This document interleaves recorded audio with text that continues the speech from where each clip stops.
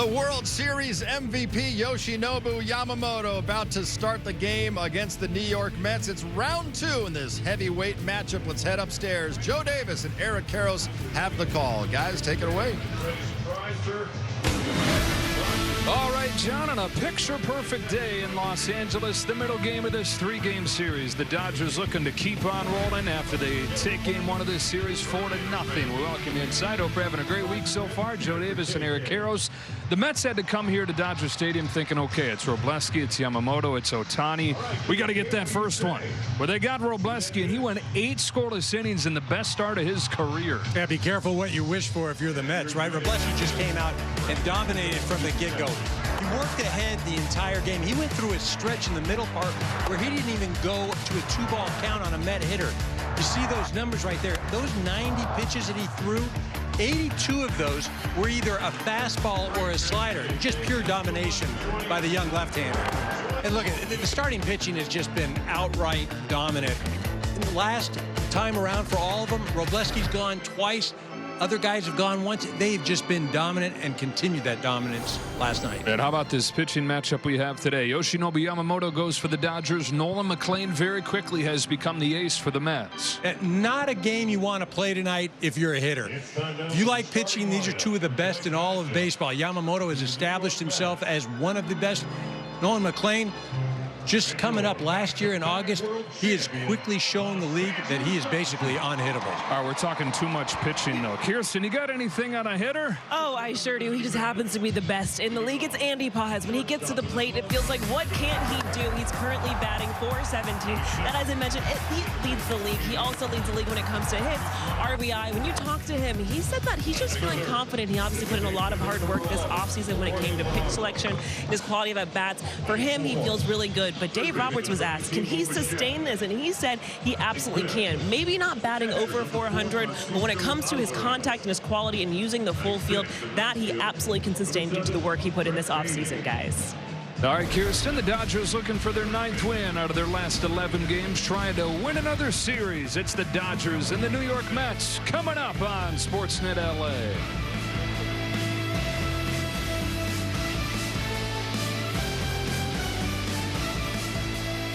Booking.com has...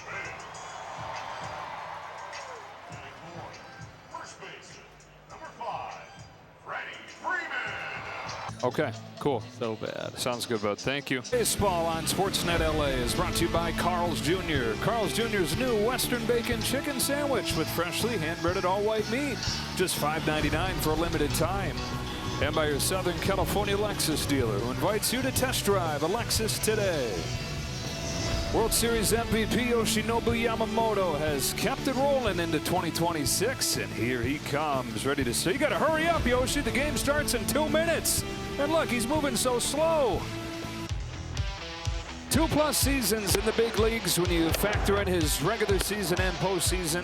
28-12 with a 2.59 ERA, puts him top 5 in the National League. And one of the hardest hitters in baseball to get a hit against, just 196 the average against the 27-year-old from Bizen, Japan. He made his best start of the season last week in Toronto in his return to the place where he cemented his World Series MVP with just a run over 6 innings. And so far this season, 2-1 with a 2.50 ERA. Yeah, he's picked up right where he left off. You know what makes him so elite? Yes, the stuff is great, but the command is even better. Moves the ball all around, not the plate, but the edges. ABS system is not going to impact him one bit. There's the arsenal right there. That splitter is a put-away pitch. You get that, you might as well just tip your cap. Four-seamer, he gets hit a little bit with that, but he uses that to set up that splitter. Just so tough to try and defend against him as a hitter. 2 pitchers where you're going to be able to say the same thing. 5 or 6 above-average offerings that these hitters have to contend with. And the Mets trying to figure things out with this offense getting shut out in back-to-back games. Lindor heads up there to lead things off. And then Robert and Jorge Polanco up into the 3 spot with a right-handed pitcher. Bichette bats clean up. Francisco Alvarez does the catching. Brett Beatty gets his first start of this series. Mark Vientos bats 7th at first base with Marcus Semien and the rookie Carson Bench. Dodgers have won 8 of their last 10 games. 12-4, the best record in the major leagues. The Mets having lost 6 straight, 7-10, and last in the East, and the 3rd worst record in the National League. Lindor, the switch hitter, leads off, and off we go with a fastball downstairs from Yamamoto. Yamamoto just 1 hit over the first 5 innings in that game in Toronto. Pitched into the 7th for the first time this year. Wraps a curveball around the plate, 2-0. Writers who covered him in Japan said that every start they felt like could be a no-hitter. He had 2 of those in Japan. Here's 2-0 to Lindor. He is drilled in the air to right field. Back goes Kyle Tucker, and the no-hitter lasts like 3 seconds tonight. Francisco Lindor's first home run and first RBI of the year has broken the Mets' long scoreless streak.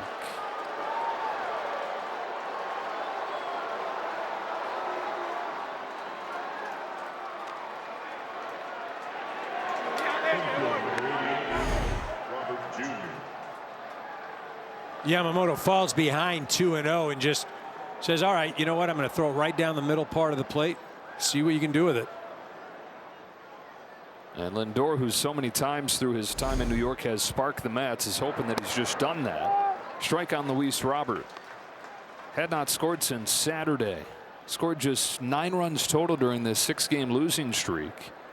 And yeah, they're without Juan Soto, and the lineup has fallen off drastically without him. But they still have 5 All-Stars in the lineup, including Lindor, including this guy here in Luis Robert. Robert's off to a good start in his time with the Mets, freed from the Chicago White Sox. Hitting .280 so far this year. And an 0-2 from Yamamoto takes inside, ball 1. That's one of the things right there. Him taking that pitch, being more selective, controlling the strike zone. That's why he's been better at this beginning part of the year. Yeah, he comes into this series with the 2nd highest walk rate in the majors, which is unheard of. A guy who typically would swing at anything in Chicago. You wonder about him being the guy that had to give him the hit if they're going to have any chance to win. Now being able to fit into a lineup that theoretically has other guys that can do it, freeing him up to be that more patient hitter. On a 2-2 from Yamamoto, Robert lifts it into right center field, but he got under it, and Kyle Tucker will make the grab for the first out.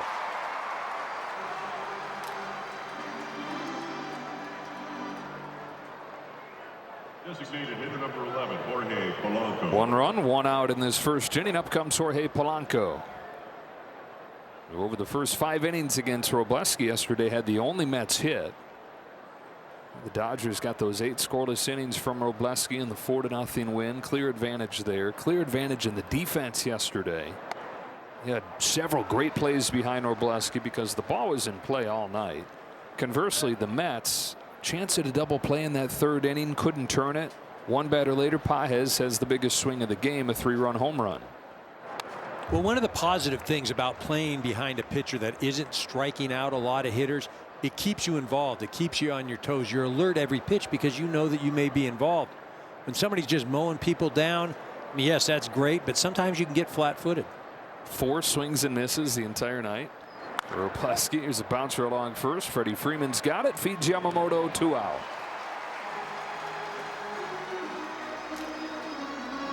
Yeah, you mentioned the 4 swing and misses. That really is something. I mean, usually when somebody is as dominant as he was last night, you would figure, okay, I mean, he's got a pitch or 2 that just nobody's hitting at all.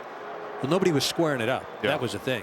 And it was a 2-pitch night, fastball, slider. Now maybe the one exception to that nobody squaring it up was Bichette, Yep. who hit it hard a couple times and got robbed.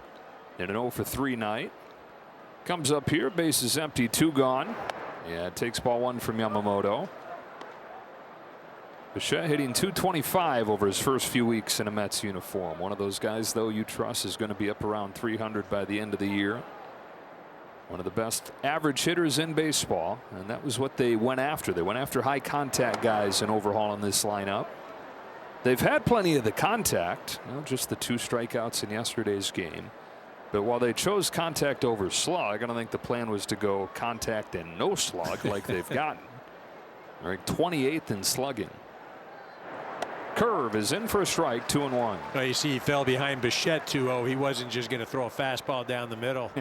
Threw that slow curve, and Bichette not going to offer at that. Yeah, Bichette, for being a high average guy, he will swing hard. Does right here and punches a bouncing ball to Freddie Freeman at first after the leadoff shot. 1-2-3. We're off and rolling in Los Angeles. The Mets on the board and the Dodgers coming up.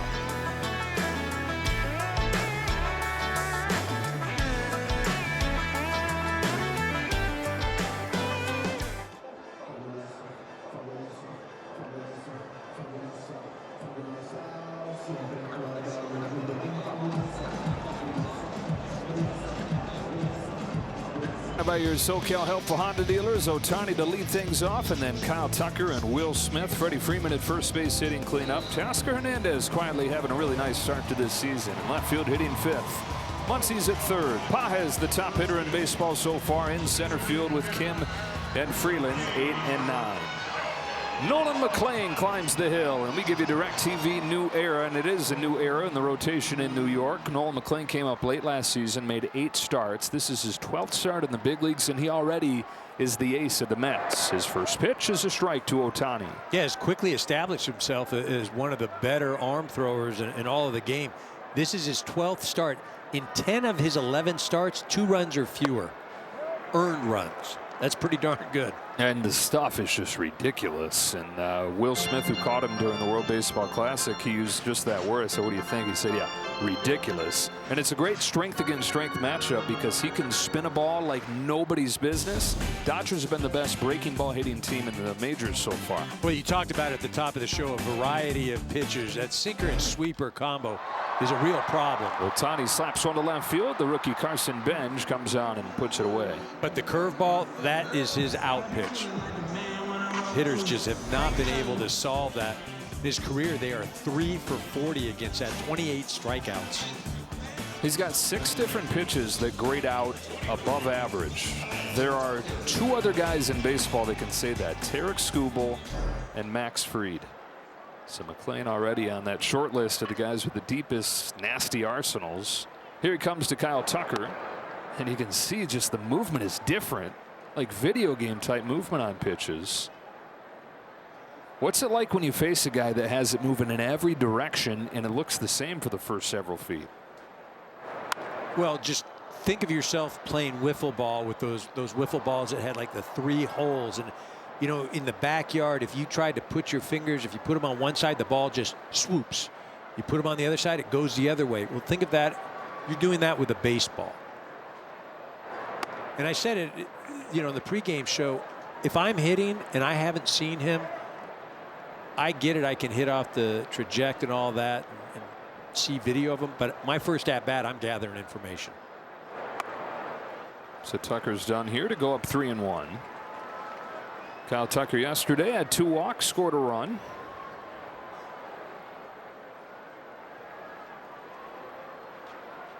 On this 3-1 pitch, wraps around the plate, ball 4. Dodgers have their first base runner against McLean.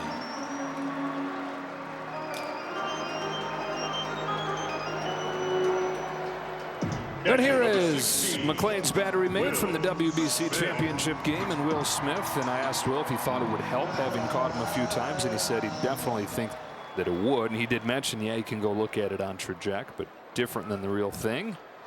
And he was going to pass on what he learned from catching him to the group in the hitters meeting. Takes ball 1. Will yesterday knocked in the first run with a base hit. Also had a walk. Dodgers are first in home runs. They had one of those yesterday from Pages. They're first with runners in scoring position, and had that simple base hit up the middle from Will Smith, who always seems to give you whatever it is you need.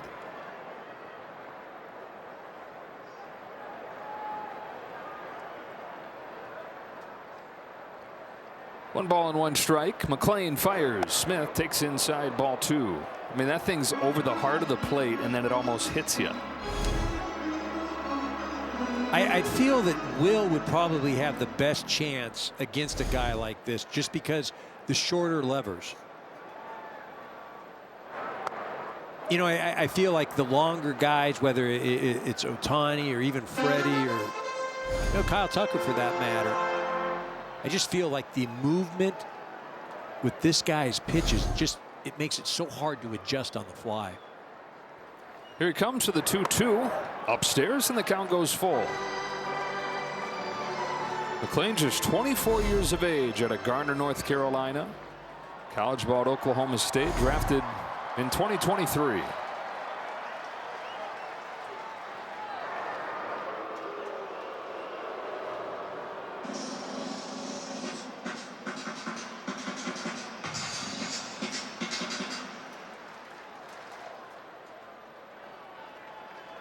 Tucker takes his lead at first. The payoff is ripped to left field. Benj will lay out. Good effort. Can't get it though. Tucker, a great read.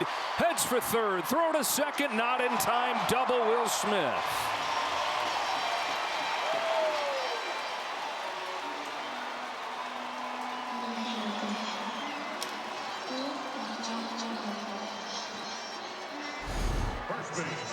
You watch this pitch, this is that sinker, and it runs in off the plate. But again, because of the short levers, Will Smith is able to bring his hands in and get to that ball. That's why I say, you know, tonight, look, it's not a good matchup as a hitter to go against McClain, but I think he's your guy. He's your pick to click. Freddie Freeman, runners at second and third. Dodgers a nice chance here to answer right back after the Mets get the leadoff home run from Lindor. Freddie 2 for 4 yesterday to extend his on-base streak to 12 games and an even .300 average in that time. An 0-1 bounces one along first. That is going to stay fair and tie the ball game. Vientos to the bag. Tucker to the plate. 1-1.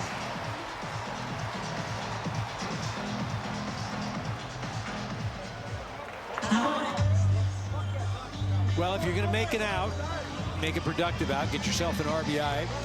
Freddie does his job there. You know he's not going to be happy, but Never we'll take is. a tie ball game, right? Never is. So in this highly anticipated pitchers duel, both offenses crack through in the first inning, and it brings up Teoscar Hernandez with 2 out. He looks at a fastball for a strike. Teoscar went into yesterday's game with 2 walks total this year and doubled that total with his second 2-walk game over the last year plus.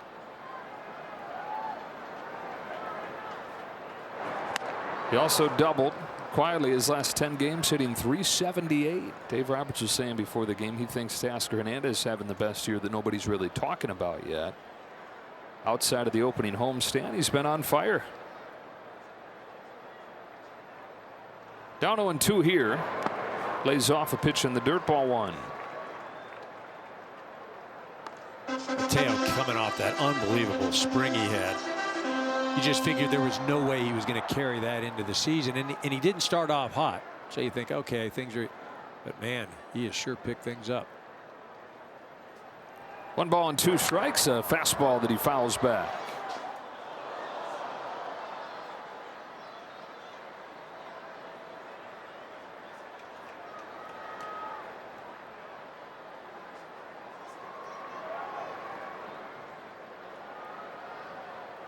Smith the runner at second. 2 gone in this first inning. Hernandez fouls another. Seeing a little bit of everything from McClain.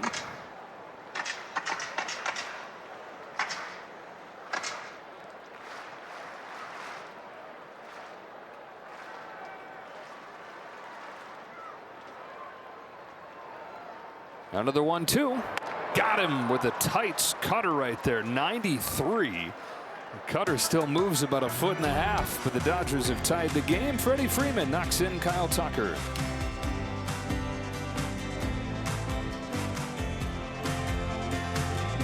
Dodgers get 7 or more strikeouts in this game. You get a free Jumbo Jack from Jack in the Box when you buy a large drink at LA area restaurants. It's 1-1 to the second inning. Yamamoto goes back to work against Francisco Alvarez of the Mets. Alvarez, one of their top hitters so far. By average, he is the top hitter at .302. Continuation of a big second half last year after he went down to AAA to reset. Fouls off the first pitch with a wicked rip. That's always kind of been how he's been. Big swings, just a lot more contact to show for it these days. Big swings, but a million different versions of that big swing as he's tried to dial in his early career. Shoots a fly ball the other way that is playable for Kyle Tucker. Shy of the warning track for the first out.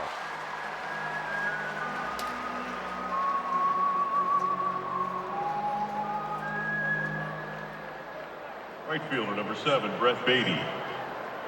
One gone, second inning. Up comes Brett Beatty. His first action of this series.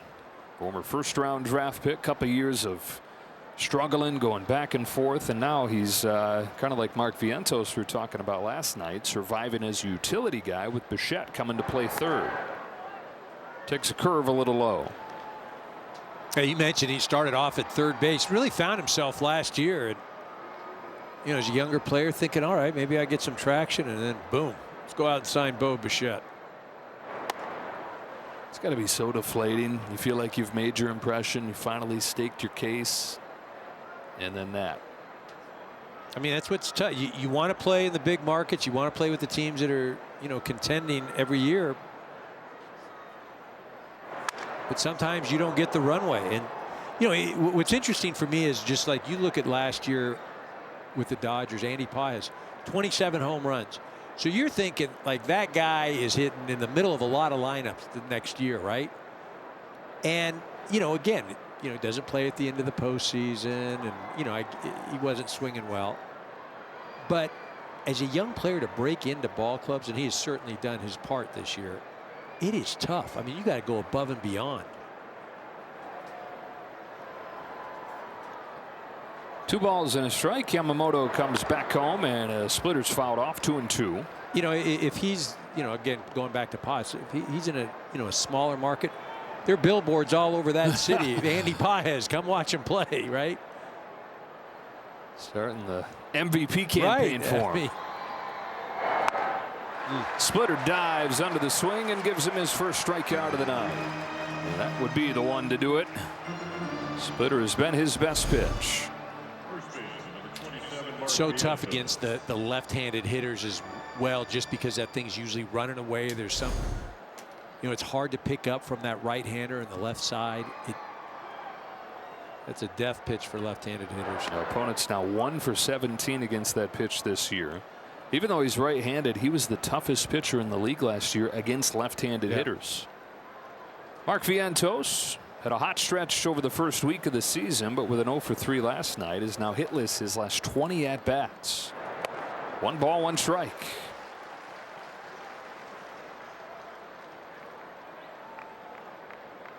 They're talking about this during the pregame show, but you got a Mets lineup desperately trying to figure things out, going from getting shut out and swept by the A's to having to face this Dodger rotation.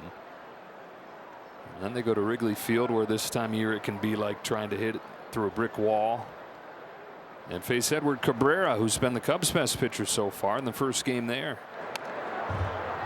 Yamamoto's ahead 1-2.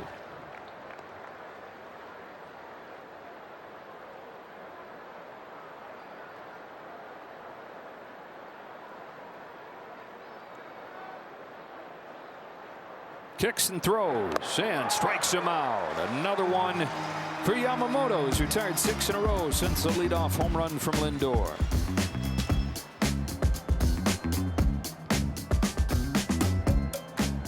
MLB Plus is new for 2026. Stream MLB Network 24/7 and select out-of-market games every week. Plus live radio broadcasts of every game, game day 3D, big inning, and minor league action. Visit MLB.com/MLB Plus to subscribe today. But just when you think you have baseball figured out, like Max Muncy probably did for a brief moment Friday night, hitting 3 home runs, 0 for his next 11 with 8 strikeouts. Fly to center field. Luis Robert into the gap to make the catch. So 1 pitch, 1 out for McLean here in the second inning, and up comes Andy Paez with his major league leading average, .417. Homered and knocked in 3 more yesterday. Gives him 20 to lead the big leagues. 20 RBIs in 16 games. The last time that a Dodger did that, Cody Bellinger's MVP season 2019. Certainly covering all parts of the plate. He's going to right field. He's going to left field. You know, he's covering up, down. When you're in a situation like this as a hitter, I mean, you feel invincible, and you know just as easy as it comes, it can go at a minute, and that's why you want to ride this thing out, keep your head down, be humble, and just compile as much as you can. Gosh, just a different take on the Muncy conversation we just had. It's a fastball that misses up. 1 ball, 1 strike. Pages' home run yesterday was against a breaking ball. We talk about this being a strength against strength matchup. McLean against the Dodgers. Nowhere more than right here. Pages now hitting .458 against breaking stuff this year. 3 of his 5 home runs have come against breakers. 190 as a rookie. 290 last year. And now this. McLean ahead 1-2. Turns and throws. Yeah, and a breaking pitch tap foul. He stays alive. I mean, really a nice job right there on that curveball. That thing may have been just off the plate, and he's still able to spoil it. That moves on average 2 feet. And then still able to get to that fastball. I mean, it's not just the hits and the RBIs and the home runs. It's the stuff that he's doing leading up to those. Well, you hit it right on the head, Joe. I mean, this was 2 pitches ago. That was that curveball. That's just off the plate, but it's too close to take. This is a fastball. It's out of the zone. But again, the ability just to put out the bat on the ball. And then take strike 3. Fastball to the inside corner. Look, if you haven't seen a guy, or even if you've seen McLean once or twice, the stuff he has, I mean, he's going to get you more often than not. Couple strikeouts for McLean, couple outs in the second inning, and up comes Ha-Seong Kim, who gets a nice hand from this Dodger Stadium crowd, seeing him for the first time this year. Made his season debut on the road trip. 4 hits, 3 walks, and his first week with the team. On an 0-1 pitch, takes a little high.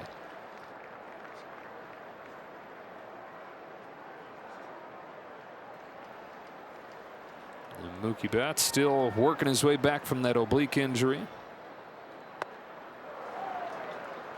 No setbacks, but no real progress. And so, as the Dodgers tend to operate with, there'll be caution here as they work Betts back. And that type of injury, you got to be sure.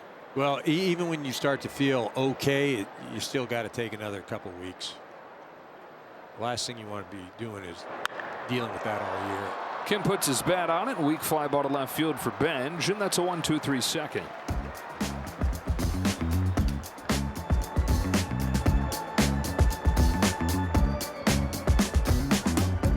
All on Sportsnet LA is brought to you by your local Kia dealers. Visit Kia.com to discover movement that inspires.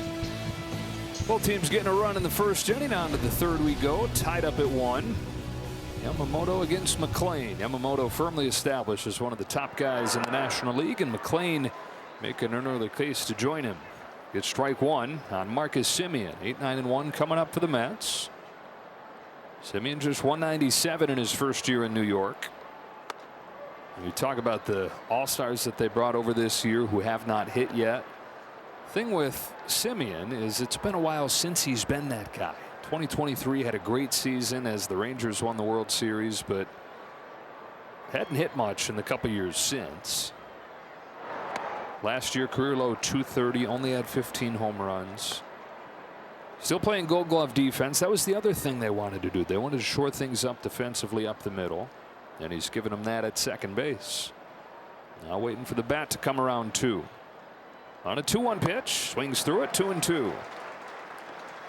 Well, you talk about the new additions, and you know, Bichette, Polanco, and Semien coming into tonight's ball game. 207 batting average, 264 on base, 293 slug combined. I mean, that's just not going to cut it, right? And will they get better?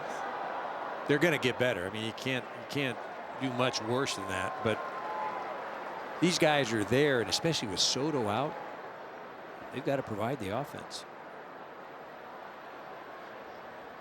Yamamoto's 2-2 is right there for strike 3. Splitter gives him his 3rd in a row.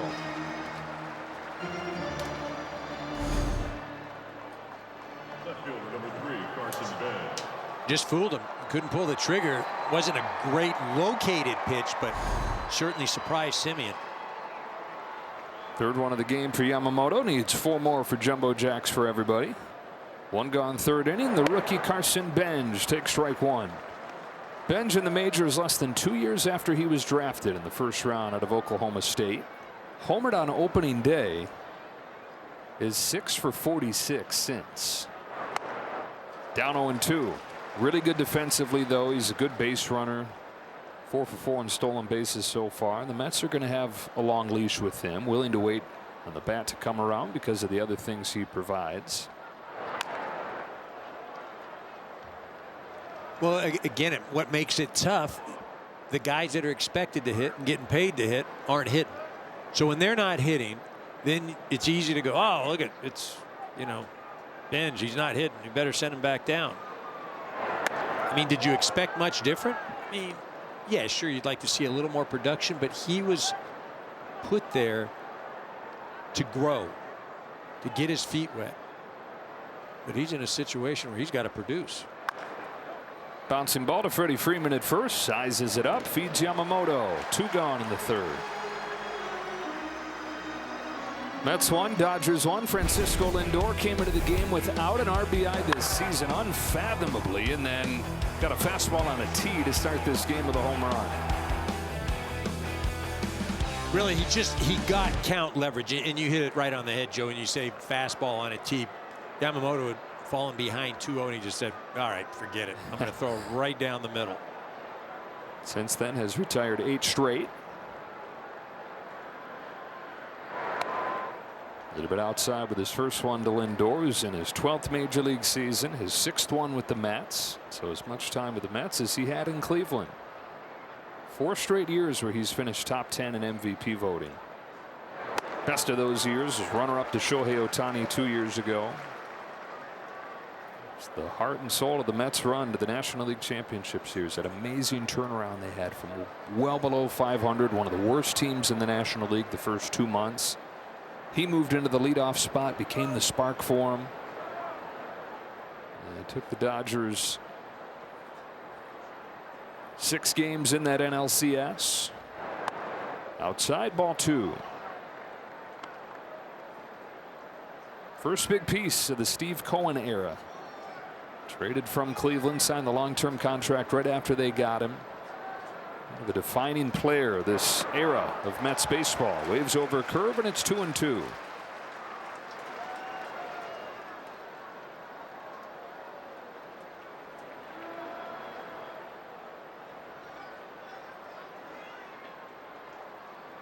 Yamamoto to Lindor with a 2-2 pitch. Lays off the splitter. Count goes full. 5 pitches into this at bat, he has not seen a 4-seam fastball. What do you think? You got to be a splitter right here, doesn't it?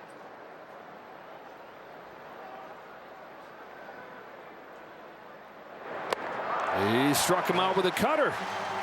Digging deep into that arsenal. And he's retired 9 straight since the leadoff shot.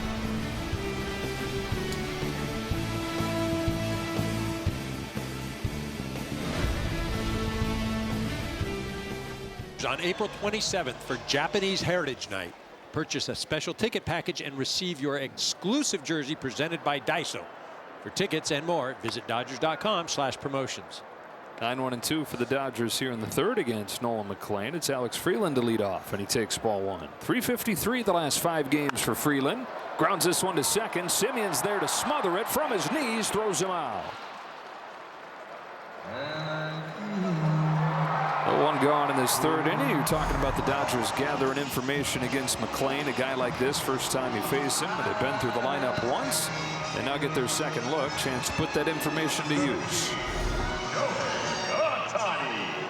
Hey, certainly you've seen the break of his pitches. You've seen the arm angle. See if you can put it to use here. Ohtani lined to left to open the game for the Dodgers. Breaking pitches in for a strike. And McLean was mini Ohtani at Oklahoma State. Even a little bit beyond that. Two-way guy as a baseball player. He had 36 home runs there, but he was also a two-sport guy. Played quarterback for the football team. Ground ball up the middle to Lindor. Low throw that Vientos has. 2 out. McLean actually really wanted to be a two-way guy as a pro. The Mets let him do it some in his first season. Had 8 home runs between A-ball and Double-A his first year. And then last year, for the very first time in his career, focused solely on pitching. So where did he come from? Well, this version of him has only existed for about a year and a half, where he's put all of his time, all of his focus into pitching. Went from Double-A to the big leagues in the first year doing that.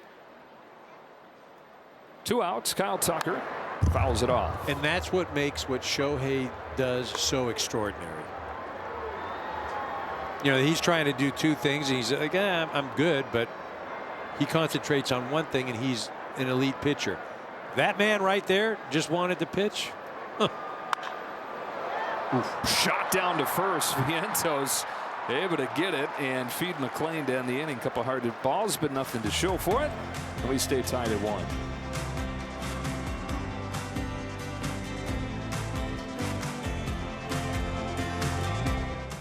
World champion Dodger baseball on Sportsnet LA is brought to you by Jack in the Box. Jack's new Smash Jack Sliders Munchie Meal with a chance to win the $75,000 prize for Jack's 75th anniversary. Back here at Dodger Stadium, it's cooled off down to the low 60s as we move along to the 4th inning in a 1-1 game.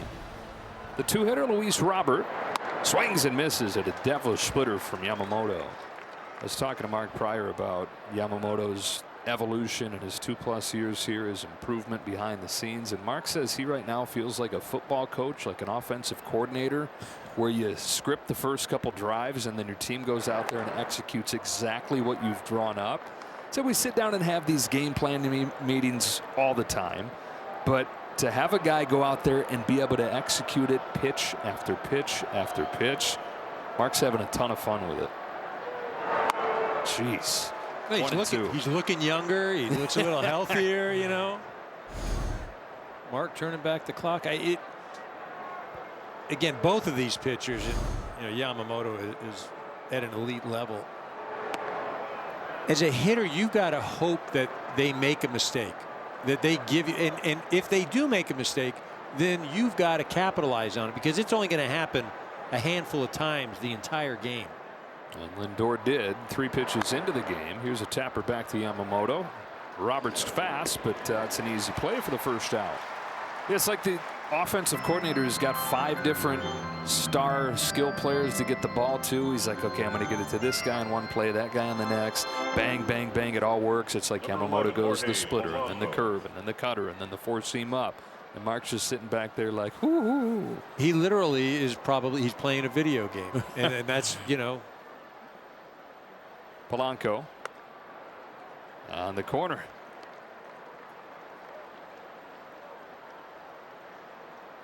And the other big part of that is how Yoshi himself has embraced all that game planning, because that wasn't the case right away. Mark said that midway through last year, a little past the midway point of last year, is when he really became more involved in it. And what's happened from that is that Yoshi, he's got good stuff, but he has so much conviction with each pitch that he throws, because there's thought behind it. There's intent behind it. Whoa, a high throw, and he's able to levitate to catch it. 2 out. I like that. I levitate, and that's exactly what he did. You know, he had to jump, and then he just kind of stayed in the air. He's like, oh, okay. Athletic enough. Look at that. That's sweet. I hope Suhu got a good shot. Freddie's smiling right there too, but I guarantee you there's a little like, oh, at it. That's a poster. That's sweet. Right? Strike on Bichette. That ball clipped the bat. Some sort of Matrix move, right? Keanu Reeves, Yamamoto. Yeah. LeBron Yamamoto.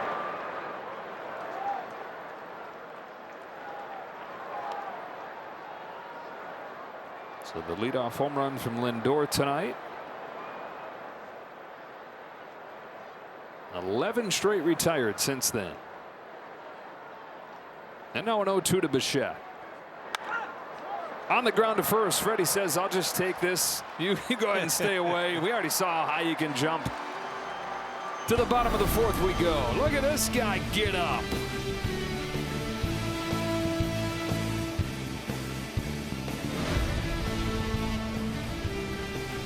Plan the perfect Dodgers date night on April 24th. Purchase a special ticket pack for an exclusive blanket. Visit Dodgers.com/promotions. Tied at 1 to the bottom of the 4th. Will Smith takes ball 1 from Nolan McLean. Smith doubled in the first inning. Average up to .313. Breaking pitch, caught the inside corner, and it's 1-1. Dave Roberts is saying this is the other guy. Nobody even talking about it. And Smith up to .313. The OPS .870. Dave is making the point that Will has gotten to the point where even when he's not right, he's still probably going to chip in a hit, going to find a way to make a walk. You just don't see prolonged slumps with him. And again, you get into this thing where he's a super compact player. So there's not a lot of things that can go south. Maybe some swing decisions or recognizing the ball. But, these guys that are longer, that have more levers, a lot of movement, they can get into issues. Again, just so compact, so simple.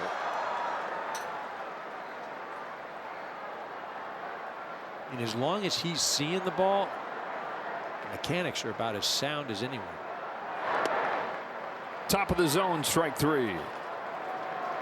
How fast can seeing the ball come and go? Just like that. And what's interesting is when you talk to somebody and say, hey, what's the most important thing about hitting?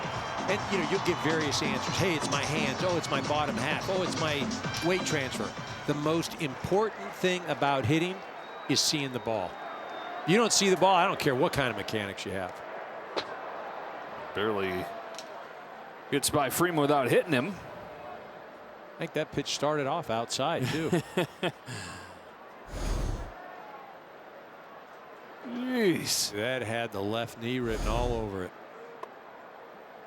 2-0. Does anything spark seeing the ball going away versus getting it back, or it just happens? Well, sometimes what happens is you start getting anxious, you start feeling good, you try to do more than what you're capable of doing. And then, okay, I'm not seeing the ball. And then because I'm not seeing it properly, I may open up a little quicker, or I may drop my hands more. And it just kind of snowballs. And the way to get out of it, when you are struggling, you literally go up to the plate and you just see some pitches. And it's tough because you might give away an at-bat or two. On a 2-2, Freeman chases, strike 3. Lunged after that curveball.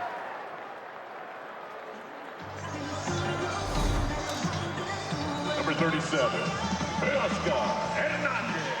When you see a swing like that, that just tells you what kind of stuff McLean has. One of the elite hitters in all of baseball offers it something completely out of the zone.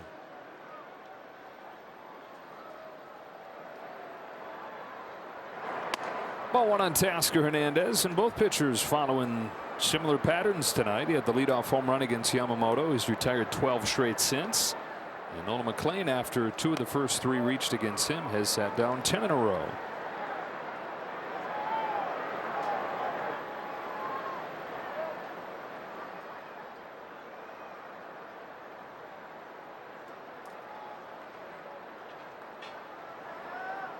Deeper into games, the more damage there's been against him. 2 outs here in the 4th. Hernandez sprays it foul, 1-2. Against Arizona in his last start, didn't give up anything over the first 6 innings, and then 2 runs in the 7th, and that's kind of been the pattern throughout his young career, which is very young still. 8 starts in the big leagues last year, went 5-1. 270 through 3 starts this year. Here's 1-2 to Hernandez. Is swung on and missed, strike 3. He strikes out the side in the 4th.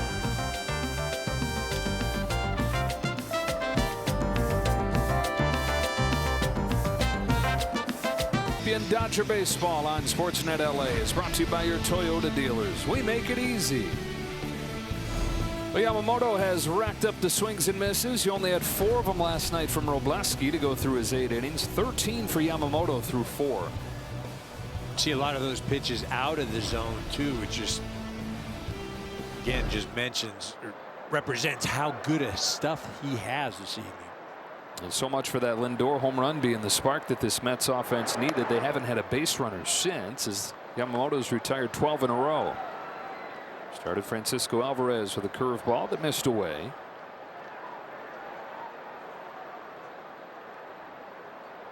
Comes back home 1-0. Doubles up on it. No swing, ball 2. 3 ERA as a rookie. It was in roughly a half a season. He missed a lot of the summer with the arm issue. I think there were some concerns at that point, like how durable is he going to be? There's always those questions when pitchers come over from Japan. Follows that up with a .249, finishes 3rd in Cy Young voting. We all know what he did in the postseason. What does he do after that? 6 days a week, 6 hours a day working with his trainer this offseason. Ball 3 on Alvarez. Never satisfied.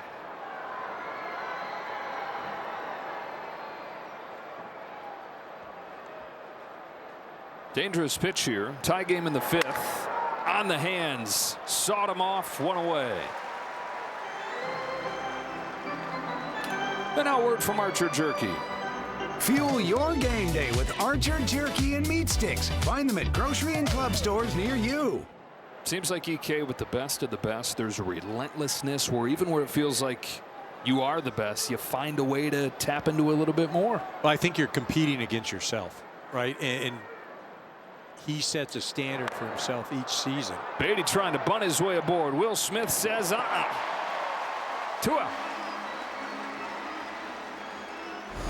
Mets trying anything right there. I think Beatty was trying to get that more towards third base to Muncy. Wasn't able to do so. But again, you go back to Yamamoto and what he did in the offseason and the work and the training. And again, it's not so much, competing against other players or other people. It's that drive within yourself. Strike on Vientos. And that's what all the great ones have. They're not satisfied. And it sounds super cliche, but that's hard as heck to do. Strike 2.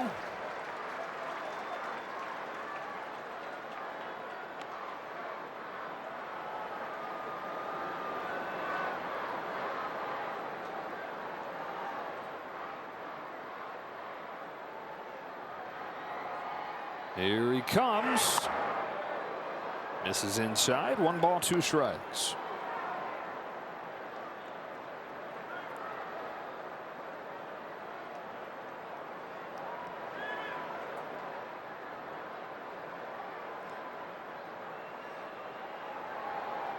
Struck him out. Yamamoto keeps on rolling. Nothing doing since the leadoff home run from Lindor, and halfway home in a 1-1 game.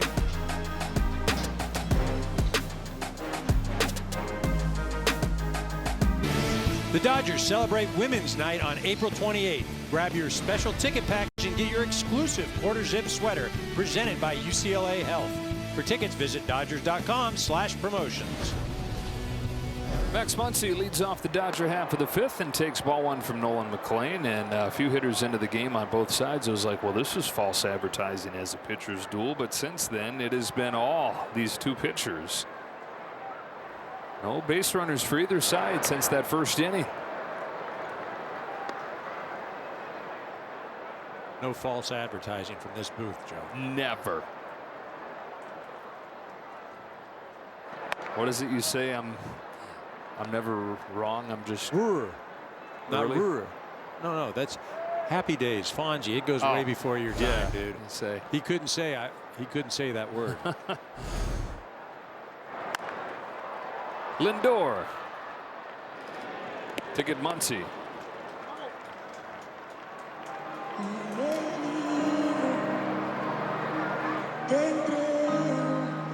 The question is, which one of these pitchers is going to need to come out Number first? 44, Andy Pajes. See, only 58 pitches so far from McLean. Obviously, there hasn't been any stress at all. Pajes takes a strike. Yamamoto's at 64 over 5 innings. There's the OC and the quarterback. Liner to center field. Robert, 2 out. Difference is one team absolutely needs a win tonight. Yeah. You get a word from Carl's Jr. What the cluck? The new Western Bacon Chicken Sandwich. Only at Carl's Jr. Number 6, Yesong Kim.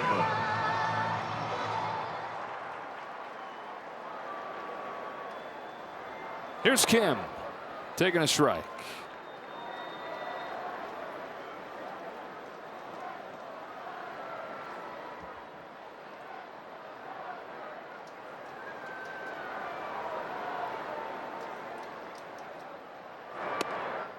Now the hitting coach is happy with the adjustments that he's made to his swing. The bigger thing is, can he make improvements to his swing decisions? Can he chase less?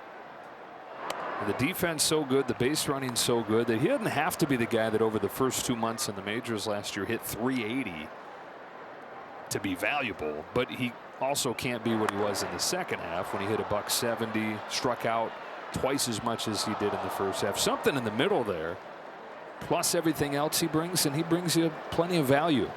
Well, that's where you get into seeing the ball and recognizing the pitch. The bottom line, on both sides of the ball, is controlling home plate.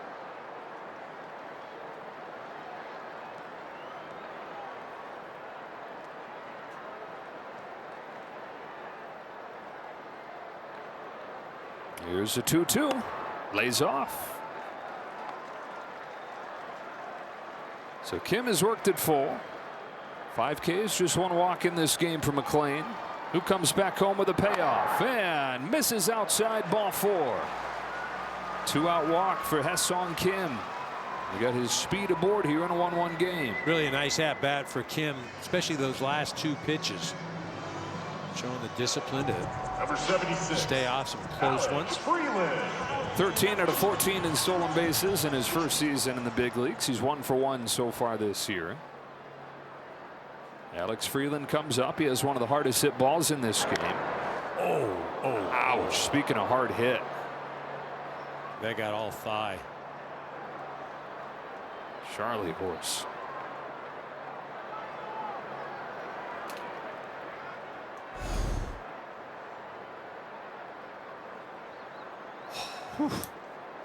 Only a flesh wound. That's a Monty Python. You're just Holy pulling them all Grail. out. Well,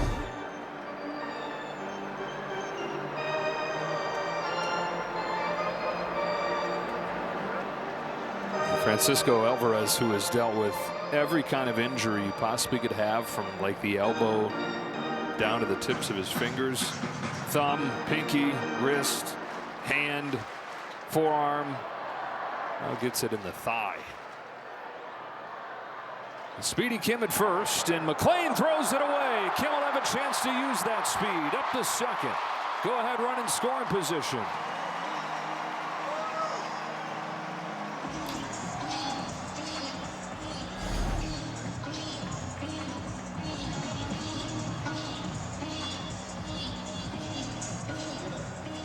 Vientos just kind of whiffs that ball right there. Didn't bounce.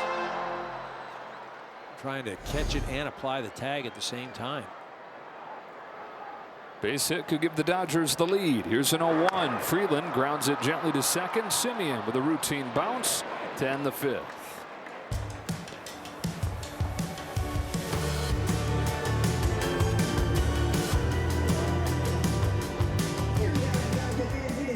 Tonight at Dodger Stadium, and Alex Vesia and his wife Kayla found a way to say thank you to the team that supported them through the birth and unfortunate passing of their daughter Sterling Soul. This is the team. Alex created different t-shirts for them to share. They had, of course, a signature on them. They had LA Dodgers custom hat that had the 51 on the side, similar to what we saw in the World Series. That, of course, we saw the Blue Jays team in the bullpen had on theirs. He even had a beautiful inscription of his daughter's name, Sterling Soul. So this is a way that he and his wife Kayla just found to say thank you for all of their support through that hard time, guys. Awesome stuff, Kirsten, as Simeon rolls it to second. Freeland throws him out. Way it's going, Alex's friends aren't going to have a chance to watch him or anybody else pitch tonight besides Yamamoto and Number 3, And for that matter, Nolan McLean, both these starters cruising. Well, exactly as advertised, and both of these guys on their game.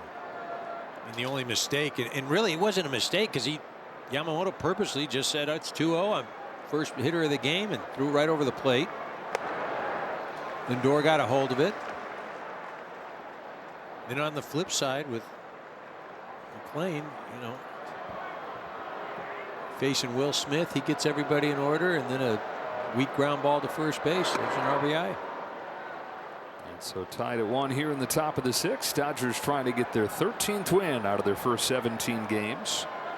Mets trying to end this 6-game losing streak. They had their first lead since early on Saturday, but it lasted just a half inning. 1 ball, 1 strike on Carson Benj, who bounced to first his first time. 23 years old out of Yukon, Oklahoma, outside of Oklahoma City. He's been the best player everywhere he's been. Confidence, they say, never shaken. It's never really been tested. With the majors doing what it does to everybody. 2-1 pitch. Benj sawed off again. Easy play at second. Freeland 2 up, 2 down.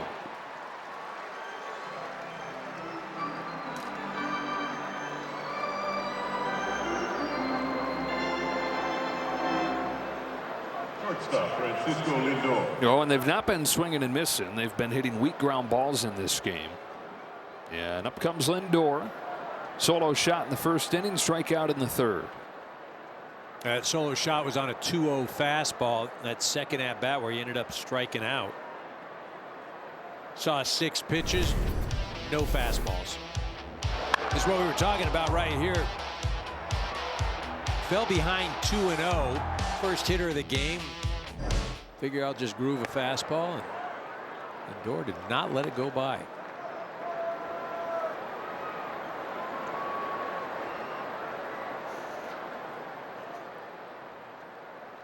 The 1-0 pitch.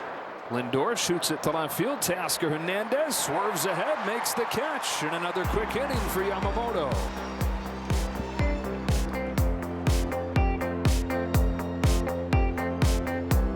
Good has this been as we take a look at our Performance Spotlight, sponsored by your Southern California Nissan dealers. It has been a pitcher's duel. Leadoff home run from Francisco Lindor put the Mets in front 1-0. The Dodgers tied it 4 batters into the game, but only 1 base runner since then. It was a walk from Ha-Seong Kim last inning. Nolan McLean into the 6th. Shohei Ohtani's 47-game on-base streak is on the line here. He's 0 for 2. Fouls it back, and it's 0-2.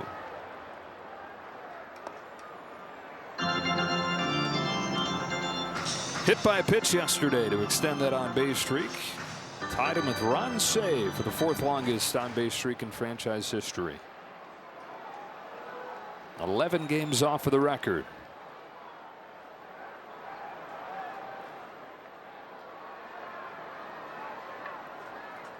The 0-2 from McLean. Lifted to left, but not deep. Benj for the first out.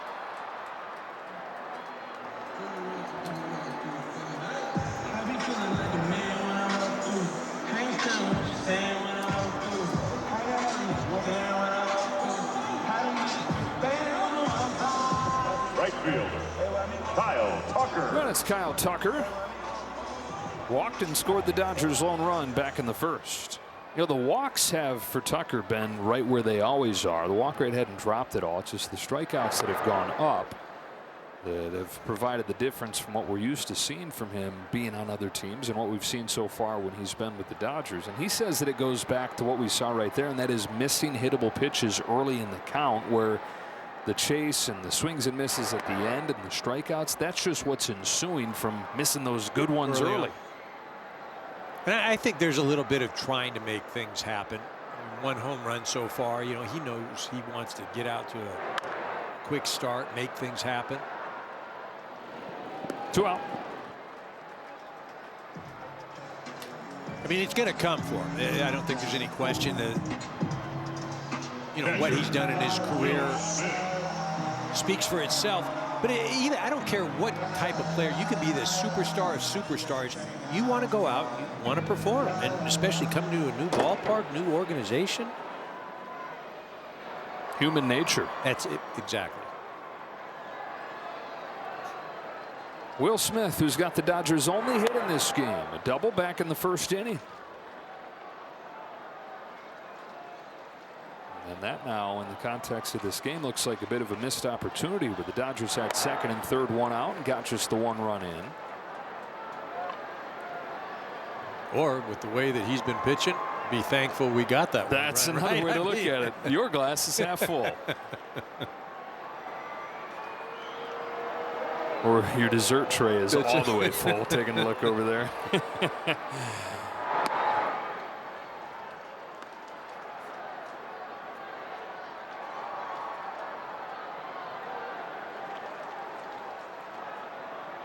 McLean's 1-2 is in the dirt. Ball 2. The changeup right there. It's been a joy to watch these two pitchers. Similarly deep arsenals. They've had the hitters on their heels all night. On a 2-2 pitch, Will Smith lays off and the count goes full. Well, you hit it right on the head. Both deep arsenals, both going about it a little bit differently.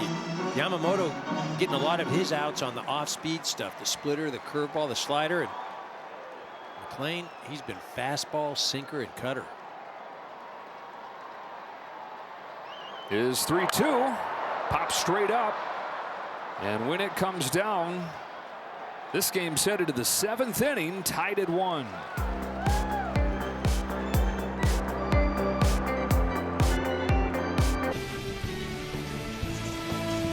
Back-to-back world champion Dodger baseball on Sportsnet LA is brought to you by Shakey's Pizza Parlor, serving up handcrafted pizza, crispy fried chicken, and famous Mojo potatoes since 1954.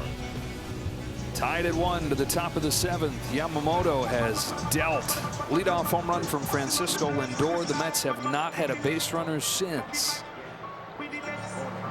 Lindor made the last out last inning, so it's Robert, Polanco, and Bichette here in the 7th. Luis Robert is 0 for 2 today, takes ball 1. Every time Yamamoto does this to the Mets, Steve Cohen and the brass there have to look there and think what could have been, what they wanted to be. Because remember, they offered him a similar contract. Went out of their way to court him. They flew to Japan, met his family, flew him to New York, had him have dinner at Steve Cohen's house. But Yamamoto chose the Dodgers. He felt like they were closer to winning a championship. And 2 of them in 2 seasons, so a pretty good choice if that was the guiding principle. I think one of the other things too that gets overlooked, everybody wants to just talk about the money and what the Dodgers can offer, but it's the environment, it's everything. I mean, it really is. It's a full package coming to Los Angeles. Well, especially for a guy like we were talking about, who's always looking for ways to get better. Yeah, the lazy way to say things, oh, the Dodgers just outspend and they pay more for everybody. And that is, there is so much more to it playing here in Los Angeles and playing for this organization, what's been created here. So if this thing stays in play, looks like it will for Freddie Freeman, and Roberts the first out of the 7th. I mean, I honestly, the other day I was trying to think about, like, what is there anything that's not just elite about playing here? Whether it's the people, whether it's the resources, whether it's the opportunities, there's only one thing. Traffic on. We experienced it yesterday. You got it, dude.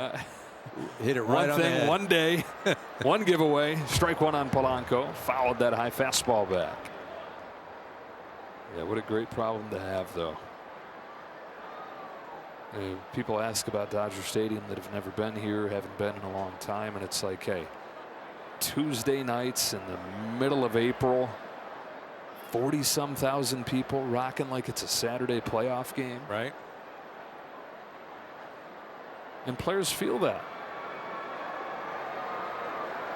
Players love it. I don't know if their wives or girlfriends love it when they got to drive in when everybody else is driving in.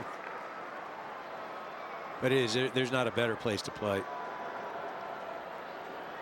I mean, how about just, this evening is a beautiful evening. A couple nights from now, we're going to be in Colorado and it's supposed to snow.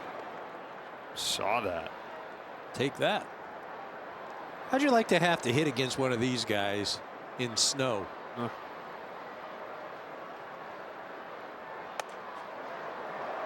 I hear you got a pretty good source over there that could be able to report back. 2 balls and 2 strikes on Polanco. Had so many big hits for the Seattle Mariners last year.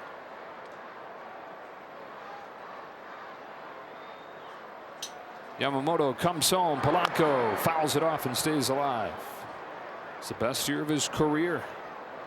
26 home runs in that big postseason. And now in his 13th year. 2-year, $40 million contract. Unconventional in that they're asking the former shortstop and longtime second baseman to play first base. Bothered by an injury, though, so he's mostly DH'd. 2-2. Spoils another. And this is part of what we saw from him last year in the great season that he had with Seattle. He improved his strikeout rate more than anybody in baseball history. And he's kept it right where it was last year so far this season. Yamamoto gets him, though, with a looping curve. We just talked about it, where these guys, again, both of these pitchers, a ton of different pitches, but going about it different ways. Yamamoto again putting away another hitter with the off speed. Just that you mentioned, that looping curveball. McLean do it differently with the hard stuff. 6 Ks for Yamamoto, matches his season highs. First one to Bo Bichette, ripped down the left field line. That's a fair ball. Ricochets to Hernandez. Bichette headed for second. Here's the throw from Teoscar. It's not in time, and the Mets have their first base runner since the home run to start the game.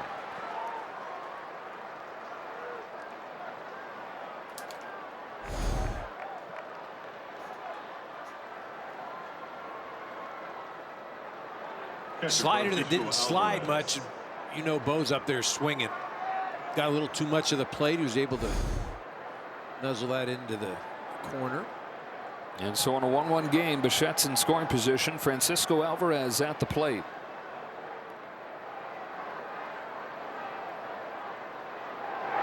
He's knocked in 4 runs this year on 4 solo home runs. That is kind of crazy, right, when you think of it? But you know who else has done that? Max Muncy. You got it. Which is even crazier, right? Thinking about how many guys are on base for this lineup. 2-0. And just now some stirring down in that Dodger bullpen.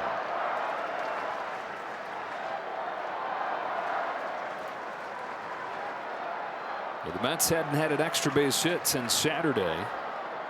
They've got 2 of them today, but those are the only 2 hits they have.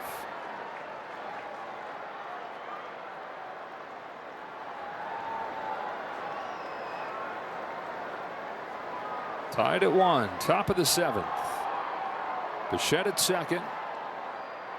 Yamamoto to the plate with a 2-0 pitch. Alvarez tries to check up, but he went around, and it's 2-1.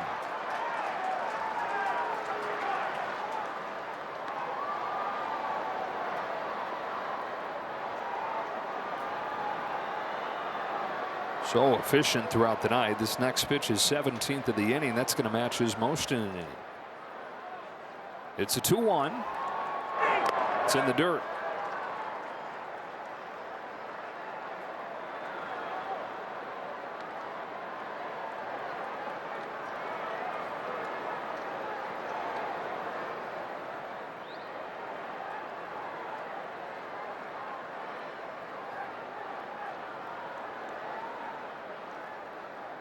On a 3-1 pitch, Alvarez takes ball 4. So they go 5 innings without a base runner, and then get back-to-back base runners with 2 gone here in the 7th, necessitating a visit from Mark Pryor.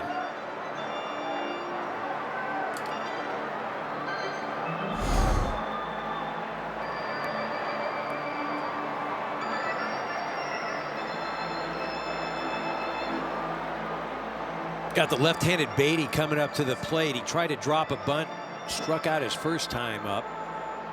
Just want to make sure they're on the same page here, going after him. Beatty 0 for 2 today, 222 on this young season.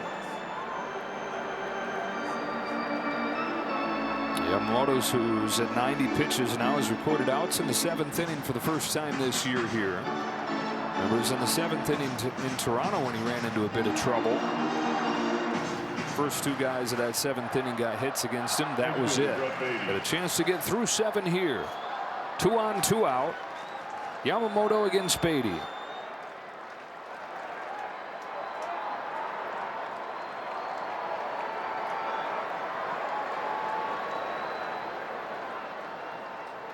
First pitch.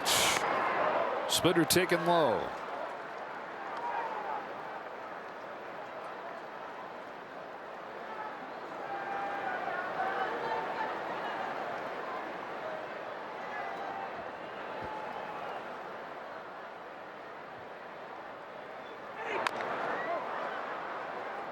One on one. So he's gone away on the first 2 pitches, one with the splitter and then followed it up again. Now, I'm just going to stay out there. If Beatty can beat me on a splitter away, just tip your cap. Bichette at second, Alvarez at first. Here's the 1-1 pitch. Swing and a miss on a high cutter. It's a helpless position right now as a hitter. Couldn't catch up to the cutter. You saw the splitter, and you're down 1 and 2.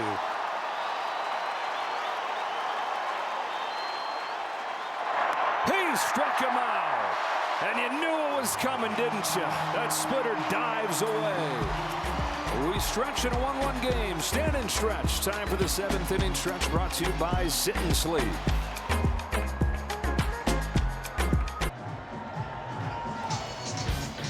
Yamamoto with his 7th strikeout on a career-high 38th splitter. And with those 7 Ks, everybody gets a free Jumbo Jack tomorrow with the purchase of a large drink at LA area Jack in the Box restaurants. Tied at 1. 7 innings from Yamamoto. Nolan McLean out there for his 7th inning of work. Strike 1 on Freddie Freeman. This is where it fell apart on McLean in his last start. Didn't give up anything over 6 innings, and then Arizona got 2 against him in the 7th. He's ahead of Freeman. Oh, challenge coming here. This is going to be 0-2.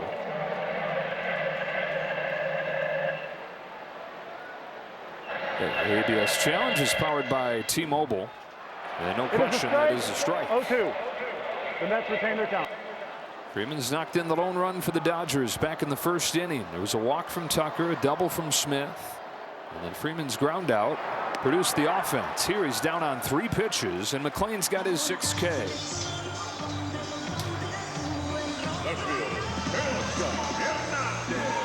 Still elite stuff this late in the game. That pitch out of the zone. Freddie offers at it. If you remember, you go back to Freddie's last at-bat, the strikeout was an uncharacteristic swing. Again, breaking ball out of the zone. Yeah, extra tough on left-handed hitters, McLean has been. Here's Teoscar Hernandez with one away. A lot of times breaking ball pitchers you associate with being really hard on the same side, but it ain't just those breaking balls. The sinker, the changeup. He struck out Hernandez both times. He saw him with an 0-1 and it dives under the swing. The change we haven't even talked about. And coming into the year, or coming into the game, hitters were 4 for 32 against that pitch in his career. My goodness. 2 up and 2 down on 6 pitches, a pair of Ks.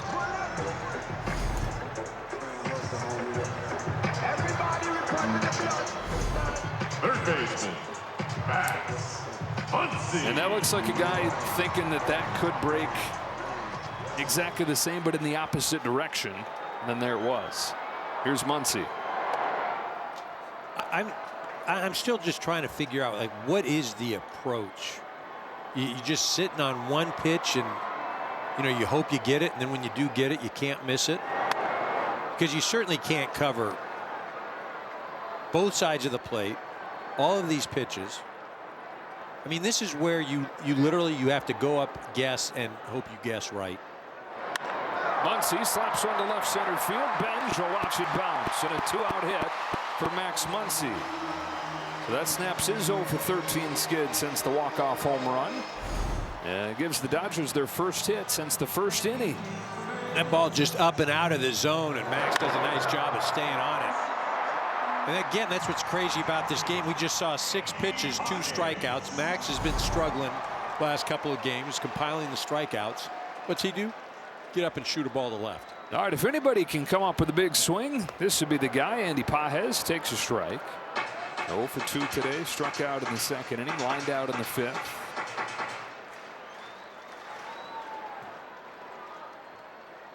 Team leader in home runs, major league leader in runs batted in. On an 0-1 pitch, lays off a high fastball, and it's 1-1. Need him to hang something right here. Need a mistake and have the hottest hitter in baseball do something with it.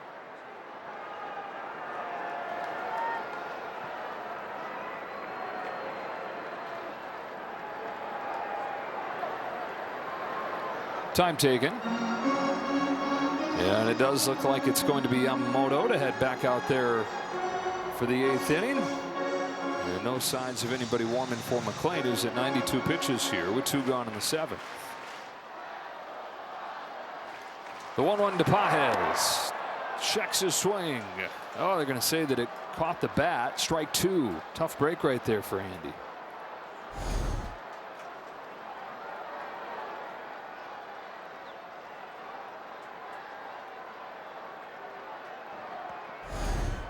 Gone at him with the hard stuff. Got to believe there's a sweeper, a curveball coming.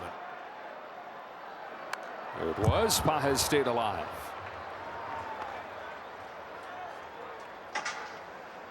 I mean, you almost feel like with this at bat, the way the swings have been in the approach, that Andy's looking for something that's off speed. That's what he's sitting on. Muncy at first, tied to 1 here in the 7th. 1-2 again. Swing and a miss. And it was an off-speed pitch, and it got him. 7 in the books. Tied at 1.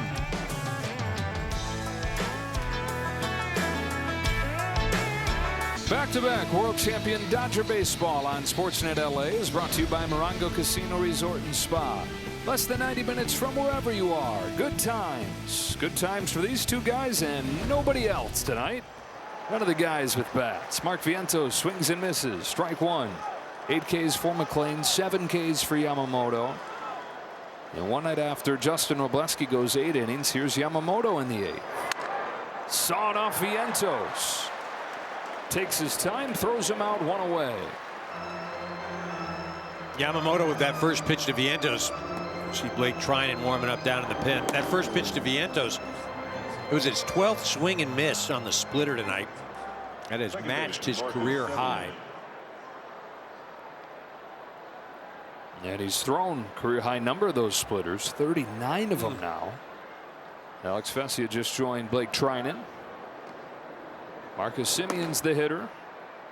0 for 2 today, 1 for 5 in this series. Corks a high drive to left center field. Hernandez going back onto the track near the wall. He's got room, and you wonder about the cold air with the temperature dipping down to 60 on this extra cool night. How that might have affected it. 2 gone in the 8th.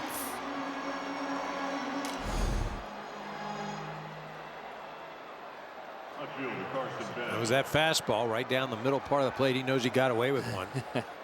You know, it's interesting. You say it is cool here tonight, right? You're saying 60 degrees, and it's just like, you know, it's cool coming.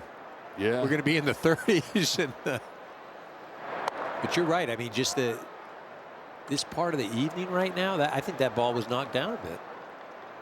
1-0 on Carson Bench. 9-hitter for the Mets, 0 for 2 today. Averaged down to 125 in his first taste of the big leagues, but he's ahead 2-0. Lindor waits on deck. See if one way or another this is going to be the last hitter that Yamamoto faces. Here's his 2-0. Bench takes a curve for a strike. That ball that Semien hit 102 miles an hour off the bat. Be a little too high. Yeah. Here's the 2-1. Benj takes ball 3. 2 outs in the 8th inning facing the 9-hitter. Not a spot. We're going to stomach a walk with Lindor looming on deck.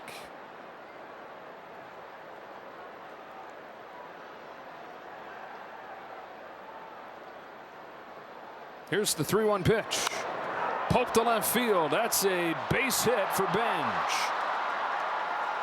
Hernandez is able to keep it in front of him there. Go ahead run is on base, and Benj has great speed. Much like the pitch that Muncy hit off of McLean, just up and away. Teoscar does a real nice job right here, because once he commits, he realizes, uh-oh, kind of in no man's land. He just smothers that ball.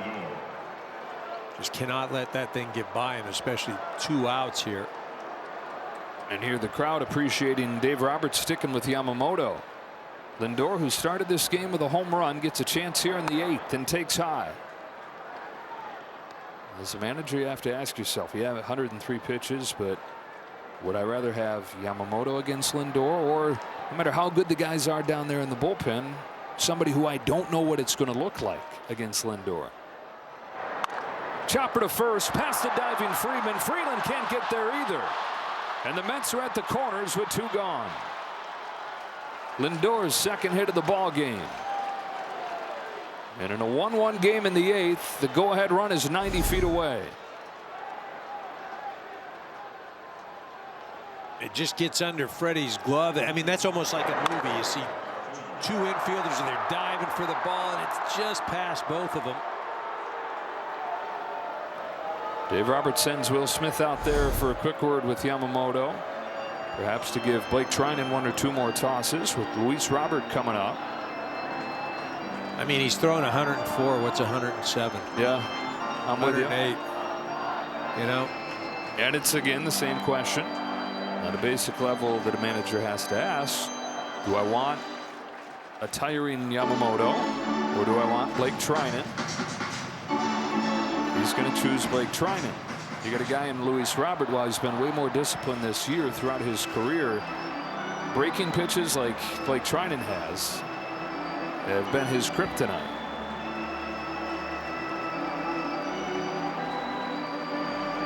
Should be a good time to start speaking English and say, no, Doc, I don't want to come out. 7 2/3 from Yamamoto tonight, just 1 run. The runners at first and third, his responsibility no matter what, though. Appreciation from this Dodger Stadium crowd.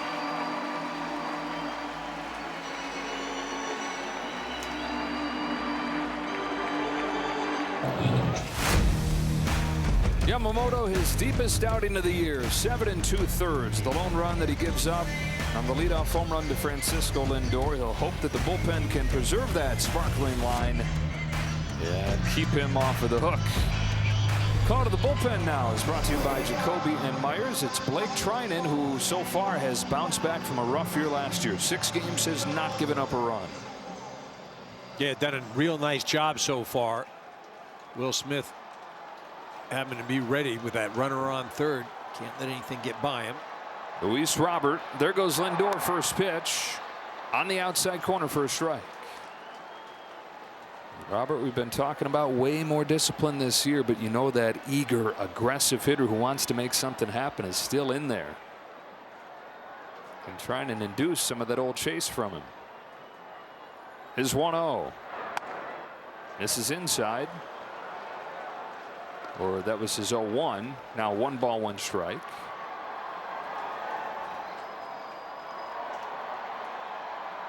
Second and third, 2 out. Treinen deals. Robert swings and misses. That's what you have in mind when you're Dave Roberts calling on Treinen to face this hitter.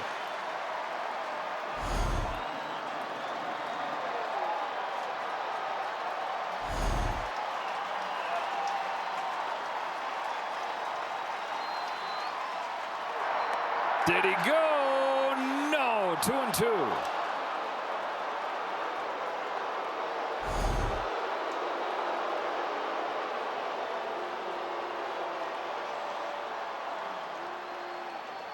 Deuce is wild here in the 8th. Treinen's 2-2. popped up, foul ground. Freeman is over. Yeah, that's a souvenir. We'll do it again. Got away with one right there. He tried to go to that outer part of the plate, just off the plate. That thing just kind of spun right down the middle.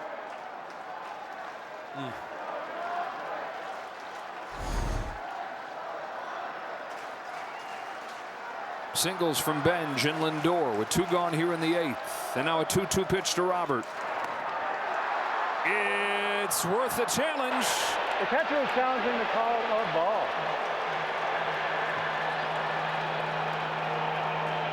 It is outside and it's full. The call is a ball. Confirmed. The Dodgers have 1 challenge remaining. 3-2 on Luis Robert. Jorge Polanco's on deck. He had 340 with runners in scoring position last year. Trying to finish it right here. He does! Breaking pitch rings him up. The batter is challenging the call of strike. Robert will challenge it. Dodgers are headed off of the field, and Robert should too. The call is a strike. He is out. The Mets have 1 challenge remaining.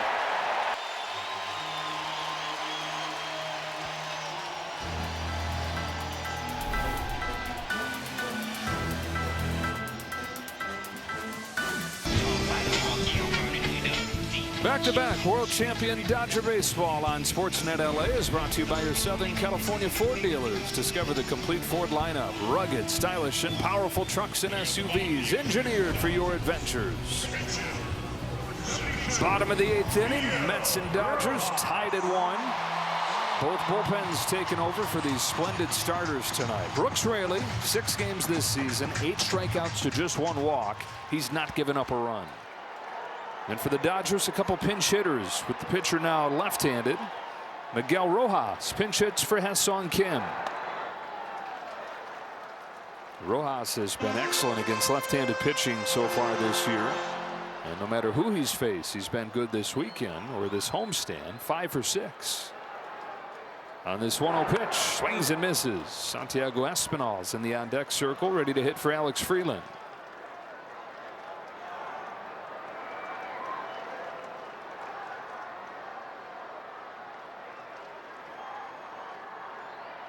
Raley's 1-1. Ball 2 on Rojas.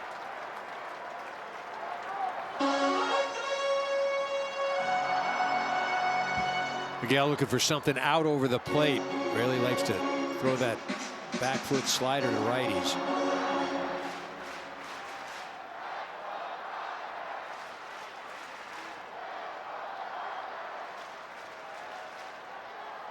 Kicks and deals. Rojas takes ball 3.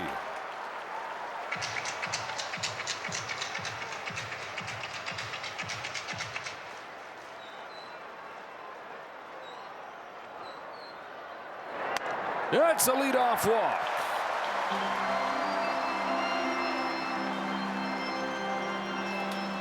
Go-ahead run is aboard to lead off this 8th inning. And don't forget to tune in after the game for Access Sportsnet Dodgers, presented by Mercury Insurance. A couple of guys know a lot about hitting. Got a lot of pitching to talk about tonight. Somebody's going to have a big swing, though, before this is all said and done. Espinal lays the bunt down. Raley will go to first. Well done by Santiago Espinal. So Rojas into scoring position. Shohei Ohtani to the plate. After the first successful sacrifice of the year for the Dodgers. Well, and that follows the first leadoff hitter getting on base tonight for this Dodger ball club. And they're going to put Ohtani on. For sure.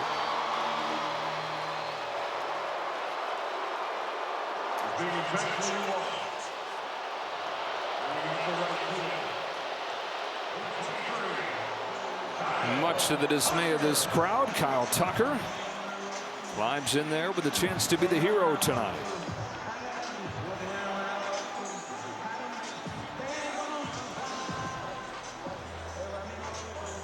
That intentional walk, by the way, has extended the on-base streak, though, for Shohei Ohtani to 48 games. Passes Ron Cey. Next up on that list, Wee Willie Keeler. Could not have more different guys separated on the list. You got Shohei Ohtani, who's 6'4", Wee Willie Keeler, claimed to be 5'4.5", but refused to be measured to confirm that. Shoot, just think if he was around during the ABS, he would have gone 5'4" to 5'2". That's it. So Tucker, who had a game-winning hit in his second game as a Dodger, hadn't had too many big moments outside of that. Rojas at second, Ohtani at first, and a strike on Tucker.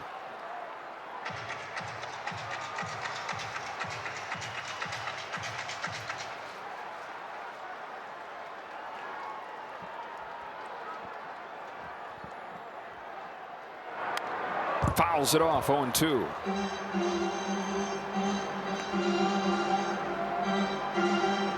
Of course, anybody and everybody's going to want to contribute in this situation, but you could understand if there's a little bit of extra want to right here from Kyle Tucker.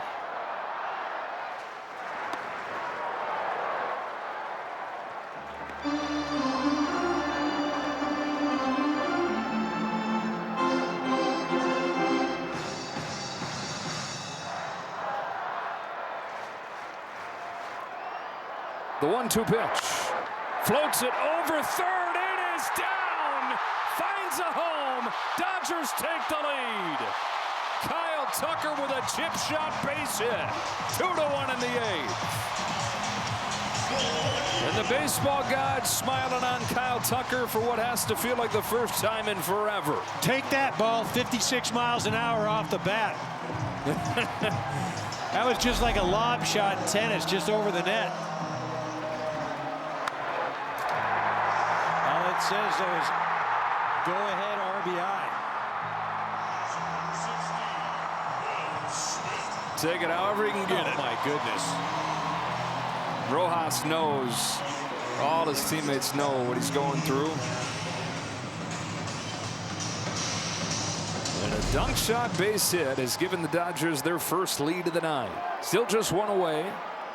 Down to the heart of the lineup, Will Smith. Strike one from Raley. First run that Raley's given up this year. Goes back to that leadoff walk. Now both runs the Dodgers have scored in this game reach base via the walk. A hit from Tucker, just the third. Smith has one of them. Double back in the first. This is one of those nights where the starters leave the game and it's like, I don't care if it's second coming to Mariano Rivera coming out of that bullpen, just anybody but.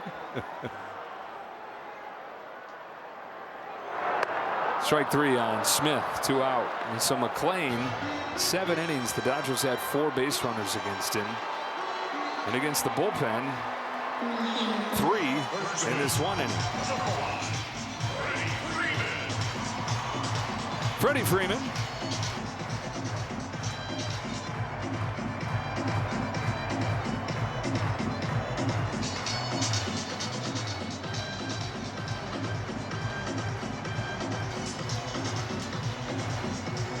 Freeman looking for insurance. You saw a moment ago, looks like it's going to be Alex Vesia and not Edwin Diaz in a safe situation in the 9th.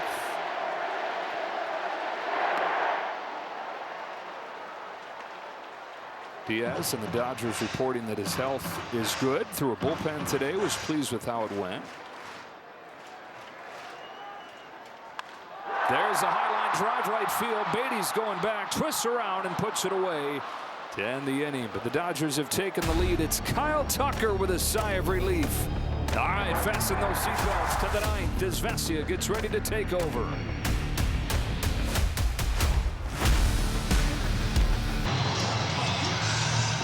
So instead of Edwin Diaz, it is Alex Vesia here for the 9th inning. The Dodgers in front 2-1. Vesia looking for his 2nd save of the season.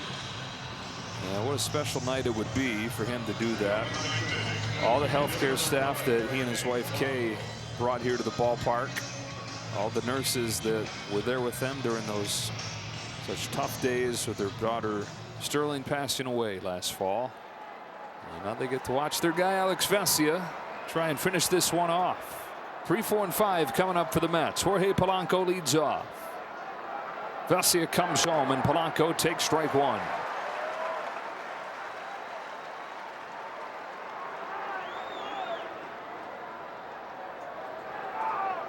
Vesia 7 games this season, has not given up a run, just 2 hits allowed. 0-1 to Polanco. A wave and a miss at a change.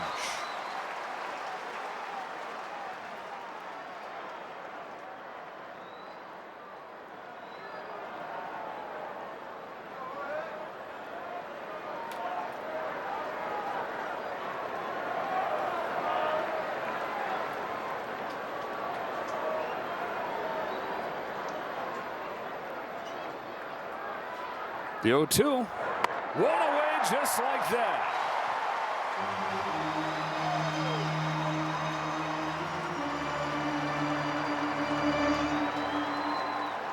Third baseman, number 19, Bo Bichette.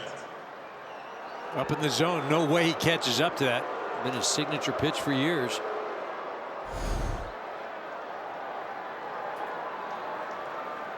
Bichette 1 for 3 with a double. Fly down the right field line. That'll become a souvenir. Strike 1. Vesia gets ahead again. Dodgers 2 outs away from a 9th win out of their last 11 games and handing the Mets a 7th consecutive defeat.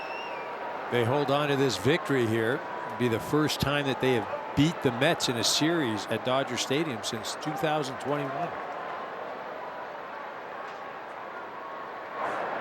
Another great night of starting pitching. The 8 scoreless innings from Robleski last night, 7 2/3 from Yamamoto tonight, who finished off 1 out shy of this being the first time in 11 years that the Dodgers had back-to-back games of 8 innings from their starters.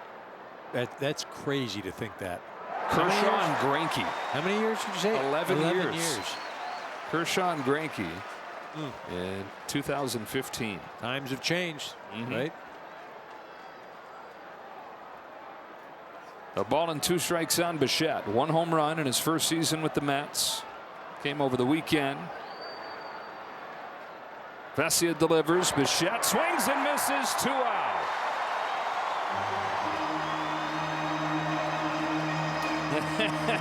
Going crazy up there.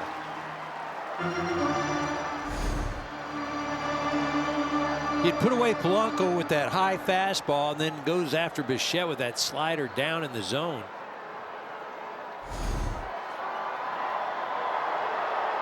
And Carlos Mendoza's out there to help Bo Bichette argue. I think Bichette's saying that he got a piece of this and that it was a foul ball. Hunter Windelstead saying, hey, there's nothing I can do on that. I didn't get a foul ball on it. I'm not going to ask anybody. And a foul tip is not a reviewable play. Vesia does a good job if it was a foul tip of blocking the view. He might have had a case. Yeah. But again, not a reviewable play. I think he did. Dodgers catch a break right here. And the Mets feel like they're due one. Yeah. Down to their last out. Francisco Alvarez. Swing and a miss. Everything moving the way Vesia wants it to.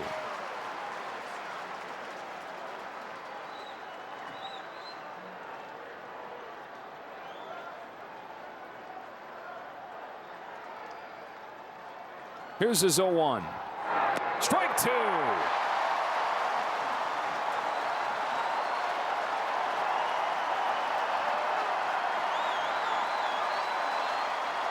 Seven swings, 6 misses. One more swing and miss will do it.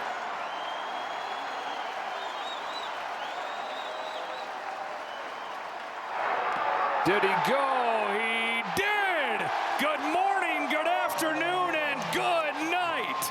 Alex Vesia slams the door in the 9th, striking out the side, and the Dodgers win 2-1.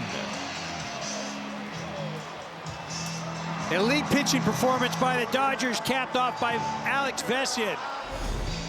Just enough on the offense. That Kyle Tucker floater out into left field. But again, the night belonged to Yoshinobu Yamamoto. Just an absolute dominant performance. And then Kyle Tucker with one of his biggest hits as a Dodger in a short time with the team, knocking in the winning run. Both teams got a run in the first inning. Nothing after that for the Mets. The Dodgers waited until the 8th. got one more, and it was enough. And even on a night where they stay away from Edwin Diaz, they get a 1-2-3 ninth inning with their closer striking out the side. Alex Vesia coming in, and again, it was complete overmatch as far as what he did to that Mets offense. See all the nurses up there? They've got that same energy Alex has, and then the final strike. Oh, yeah! And Alex Vesia stands by with our Kirsten Watson. Thank you, Joe. Well, Alex, first, I want you to look up there. That entire suite is here for you. How special is it to share this healthcare appreciation night with the team that supported you and your wife so closely? I'm gonna cry, man. This is a very emotional day. Everyone up there played a very, very, very big part.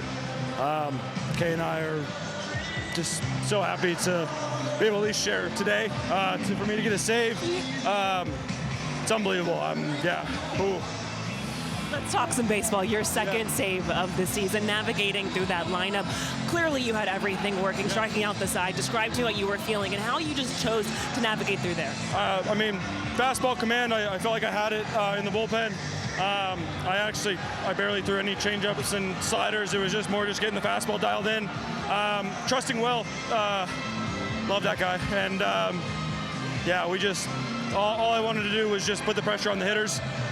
And tonight was a good one. Tonight was truly a pitcher's duel. When you look at what Yoshinobu did, Blake Trinan and yourself, what is it like when you're just a part of a pitching staff that is going out executing on all facets? Yeah, Yam's one of the greatest pitchers ever. We're watching greatness day in and day out, and I'm really happy for Blake to get the last out there, and then for myself, just shut the door. Alex, this night was special for so many reasons, but it was clear that you had an angel with you out there on the mound.